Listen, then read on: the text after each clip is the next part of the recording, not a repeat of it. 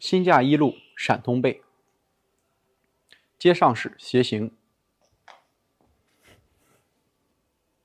好，闪通背，当胯离跛，弹斗发力，两手相合，当胯下沉，松合左胯，两手双顺缠放松下合，双手合于身前中线，当走后弧，重心右移。好，合右胯扣左脚脚尖，身法微向右转，蹬转左腿，小度向左螺旋发力，扫腿领手转身，左脚点在右脚足弓内侧，两手合在小腹丹田，身法右转，剪手上斜45度，剪手发力。好，重心左移，当胯后坐下沉，右手逆缠，左手顺缠，两手抱圆相合，摆右脚脚尖，右手逆缠上蓬，左手逆缠拨掌，开左步，左手立掌，右手藏于腰胯间，当走后弧，重心左腿，对拉螺旋，穿掌发力。好，翻右掌，当走后弧，重心左右移，合左胯扣左脚脚尖，扫腿转身，右手上蓬，左手拨掌，转身按掌发力，重心左腿下沉相合，左手与右手，右手合于小腹丹田，左手合于左膝上方。好，背向斜行。好，一合胯领手发力，二双顺缠放松下合，三后弧重心右移合左胯，四蹬左腿转身扫腿螺旋发力转身，五剪手发力，六右移左移重心，右手逆缠左手顺缠抱球相合，摆脚上步开脚，立掌续进，当走后弧，穿掌发力。好，转身翻掌上蓬下合，合左胯扣左脚脚尖，扫腿转身按掌发力。好，收势。同学们，新架一路的闪通背呢，不同于老架，它是一个全新的3个动作，所以说它的细节呢，就像咱们当时讲退步压肘一样，非常多，所以咱们一点一点带着大家去走。那么第一个细节呢，是我们在新架的初期就学到了一个转身，包括之前的当胯离跛相合的一个变式。我们想要发好这个身体的弹抖螺旋，之前跟大家强调过，不要靠我们的大腿向内夹，把力量走在这个位置的话，就容易将我们的这个两膝在合手的过程当中产生一个明显的夹膝跪腿的问题。因为现在有很多练新架的老师呢，都会这样，一夹腿一合手，好像是抖出来的，但实际上这个力量跑到膝盖上了，当胯和周身是没有产生合劲的。那么从动作细节上，我们需要注意在形成动作变化的过程当中，它是以一种胯内合，身法倾向下坐的一种感觉。你看，勾手和掌随着当胯离跛，让发力的同时，一瞬间是我们的臀部向外倾泛，你的屁股会在一瞬间向两侧打开，同时我们的身法会形成一个轻微的放松下坐。这样的一种弹抖带动咱们的两手产生一个放松离合，在合的过程当中不是向上挥手，而是随着身体的离跛，在合手的过程当中，两手手臂产生双逆缠。为什么呢？因为当咱们当胯离合的时候，身法是要在下沉的过程当中度过，是吧？所以上手的一个变式，就像是我们讲护心拳一样，讲这个撇身拳一样，身法下沉，两手向上相合。所以变式的过程当中，当胯的离跛能带动两手手腕产生上领合手的身法，这是一个变式。所以大家在练习的时候，就回到咱们前面讲鞋形的那个地方，跟自己的这个动作好好对比一下，看看大家练到这儿的时候有没有改掉喜欢拿膝关节向内夹的动作。这个问题其实很好解决，只要我们把意识放在我们的两胯内侧，在合的过程当中，感受到臀瓣向两侧打开，是一个松胯下坐的一个过程，而不是一个咱们在练习的过程当中是夹膝的过程。能明显清晰的感受到动作的过程是从我们身法运行的臀部螺旋形成的变化，而不是膝盖螺旋产生的一个变化，这样子才能有一个正确的劲力转换这是第一个细节。第二个细节呢，就是当我们身法形成了上领转下合的时候，注意我们不是直接身法向左螺旋，而是要先通过松沉，让两手随着我们的身法在下降的过程，双顺缠慢慢放松。在放松的时候，先松合左胯，身法微向左转，像搂膝一样，但它不再像咱们新架一样搂膝搂在膝盖两侧前方，而是搂在了我们的膝盖上方，合于小腹丹田。在这个位置，左手在上，右手在下等合到位以后，我们的左胯它是不是逢转必沉，左胯也在螺旋相合呀，对吧？所以在我们左胯螺旋相合的时候，重心就可以顺势导换到右腿，我们的两手会随着重心的大螺旋转化到重心转移的同时，身法微向左转。合到右腿以后，你看轻合右胯，同时当胯在相合的时候，带动左脚脚尖向里相合，身法又会转到右侧。之前跟大家讲过很多动作，大家碰到这种扫腿转身的螺旋，你就往高探马呀，咱们这个转身延手拱拳呀，这些动作去想一想。因为我们在合胯扣脚的时候，什么时候才能让你形成一个好的螺旋？肯定是两脚有个小内八的时候最方便。为啥？因为内八字扣的越合，那么膝关节对着脚尖的方向，在它不变的前提下，你蹬哪条腿，那你螺旋的弧线是不是越小，这个圈就越紧凑。所以这个时候你看咱的右胯一带动，左脚一相合，你在蹬左腿的时候，身法是不是在重心的带动下就已经走出来一个类似小螺旋的大螺旋。那与此同时，同学们又说，那蹬腿的时候转的时候并不是非常放松，而且身法非常容易形成一个上起身很严重的动作，对不对？所以咱们怎么做呢？咱教的意识放在某一个位置，让某一个位置去调动动作的核心。那它的核心是哪？肯定是小肚对吧？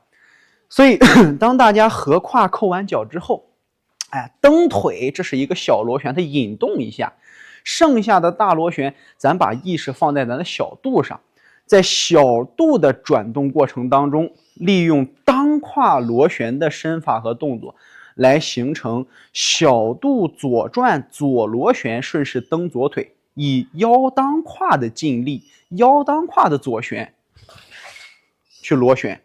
这个时候你旋转的速度会更快。如果说同学们要追求一些高难度的话，以脚后跟为轴，那么你的当胯可以再往下坐沉一点。我蹲到这儿，我扫腿转身，我的身法一样还是很低，把自己变成一个人体圆规，是不是？那脚扫动的过程当中，当胯怎么转？带动腿把腿当做梢节去扫腿转，是吧？那再看背后，当我们扫过来的一瞬间，这两手它并不是说合在这儿不动，也不是说我们要刻意的向前领手。我们身体在螺旋转动的时候，你看两手自然放在两侧，你越转越快，只要手放松，手会自己随着身体的螺旋而向两边去打开，这叫什么？这叫离心力。所以这个时候我们手腕的相合只是为了保持它有一个合劲儿。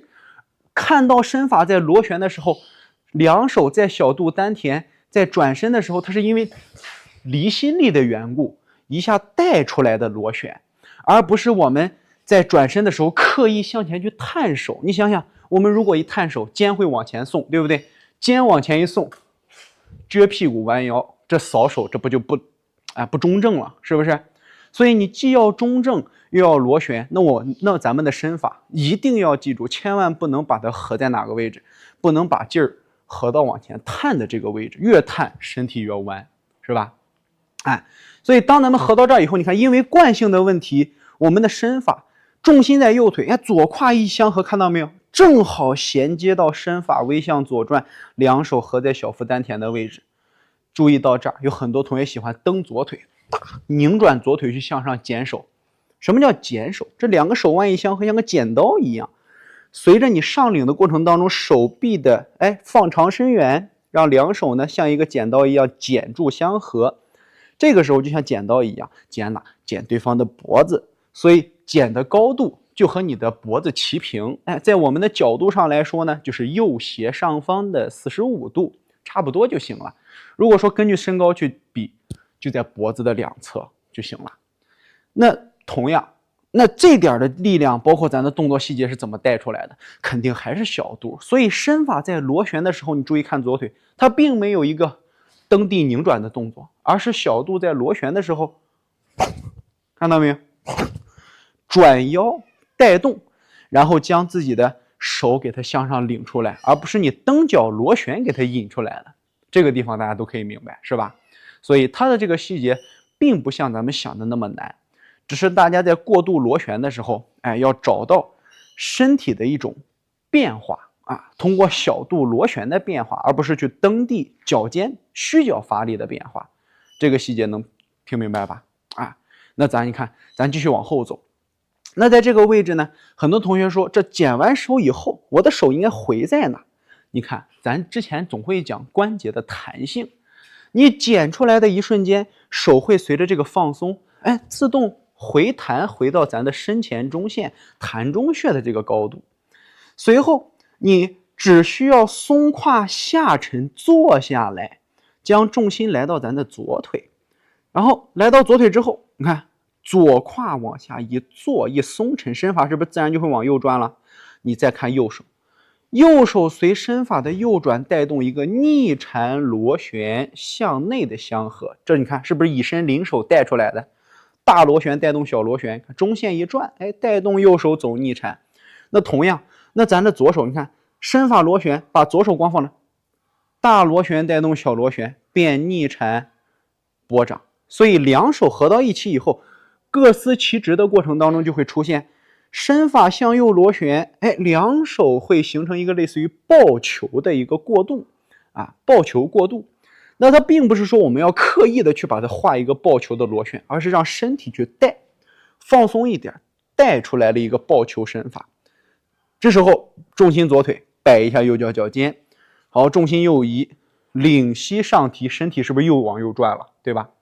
身体又往右转的时候，右手放松下沉，左手领掌上捧，领左膝，松右胯，对拉开步，是不是？